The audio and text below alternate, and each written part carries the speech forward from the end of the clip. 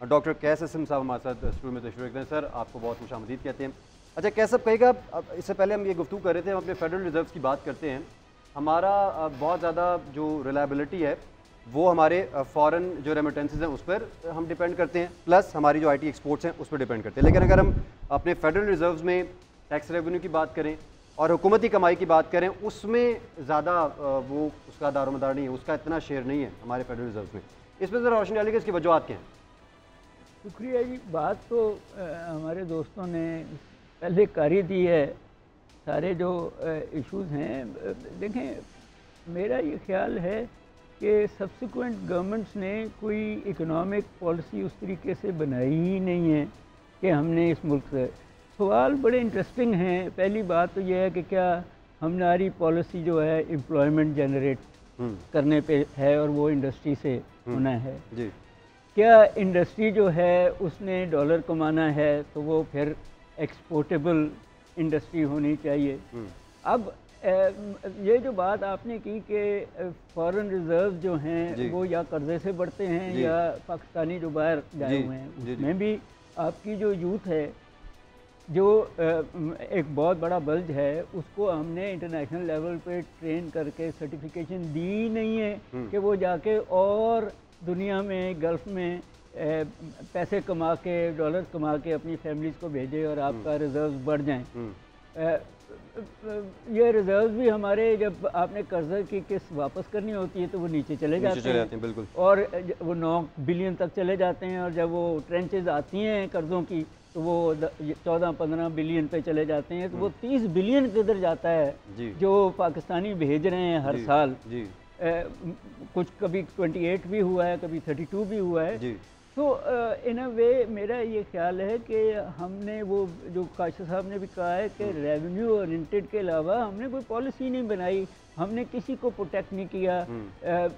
Agriculturist को tax evasion इसलिए कराई कि वो असेंबलियों में बैठे हैं, हालांकि एक ही सवाल था कि जी इनकम टैक्स लगा दो या वेल्थ टैक्स लगा दो, तो आप वहाँ से पैसे ले लेते जहाँ से वो छुपे हुए हैं वो पैसे।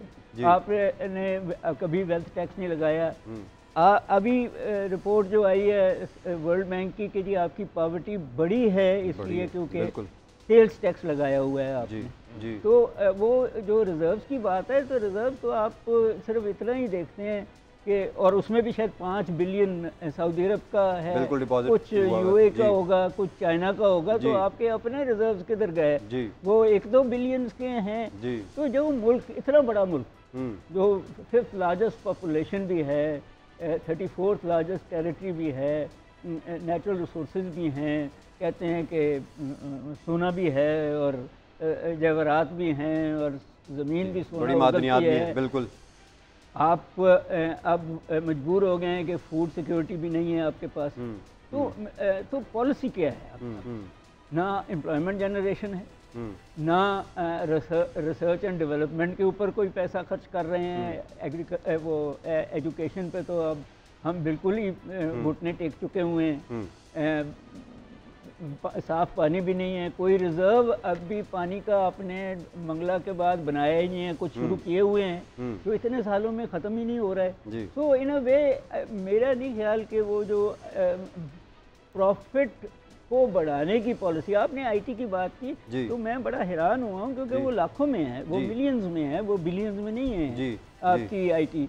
आप IT के ऊपर टैक्स भी लगाते हैं, ये भी कहते हैं कि, और वो फॉरेन टेक्नोलॉजी से आनी है। आप अगर ये इंटरनेट आपको मुफ्त ना मिला हो, अगर आपको ये जो गूगल और वो जो भी हैं वो मुफ्त ना मिले हों, तो मैं देखता हूँ कहाँ जाती है आपकी ये वाली सेक्टर। तो जब आप डिपेंड फॉरेन उस पर कर रहे हैं तो आप बड़ी सीरियसली, बड़ा इंटरेस्टिंग है ना कि जो मुल्क उस लेवल पे अपनी एयरफोर्स और अपनी उस टेक्नोलॉजी को कर सकता है कि हिंदुस्तान हवाई जहाज उड़ाए तो हम उसको उड़ा दें, और यहाँ ना सुई बना सके, ना IT के ऊपर इन्वेस्टमेंट कर सके, ना इंडस्ट्री को इजाज़त दे कि। तो मेरा ये ख्याल है कि इतनी बड़ी 7 गवर्नमेंट्स जो हमने रखी हुई हैं, दे आर दी प्रॉब्लम।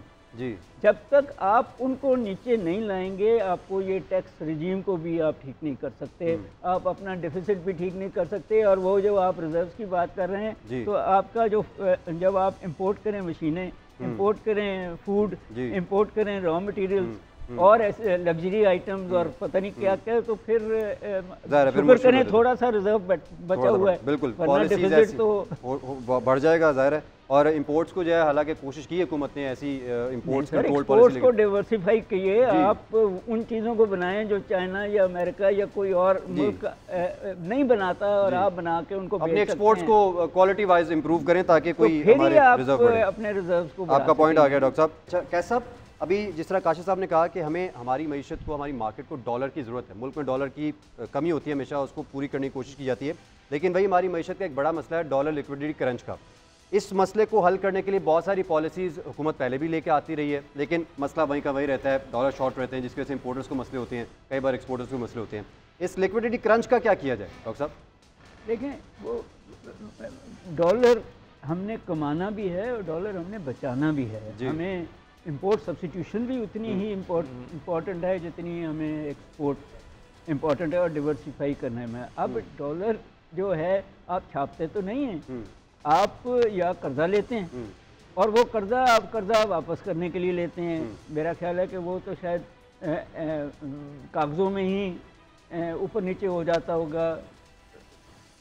यहाँ एक ख़ास तबका भी है जो डॉलर ख़रीद के अपने घरों में रख रहा है। अच्छा। तो उसकी वजह से भी अब आपने रेगुलेट किया इनको, ये जो थे करेंसी मार्केट को, जी, एक बड़ी इंटरेस्टिंग डी, मैंने आज तक नहीं सुना कि उनको उन पे टैक्स लगा है या नहीं लगा इन दी कॉन्टेक्स्ट। आपने जो डॉलर क्रंच की बात की है, बैंकों ने भी रिज़र्व रखे हुए, और अगर आपको याद हो कि जब ये मैंने बात की कि पिछली एक आध हुकूमत में डॉलर का सारा मामला आया, तो बैंकों ने भी अपने तिजोरियाँ भरी इन दैट कॉन्टेक्स्ट। जी। बात ये है कि जी जब तक आप जो प्राइवेट सेक्टर है, जो आपकी इंडस्ट्री है, जो आपके मिडिल लेवल के एंटरप्रेन्योर्स हैं, वो आईटी में हों या वो किसी और जगह हों, जब तक आप उनको नहीं सिखाएंगे कि वो कहाँ कहाँ जाके अपना माल बेच सकते हैं और डॉलर कमा सकते हैं।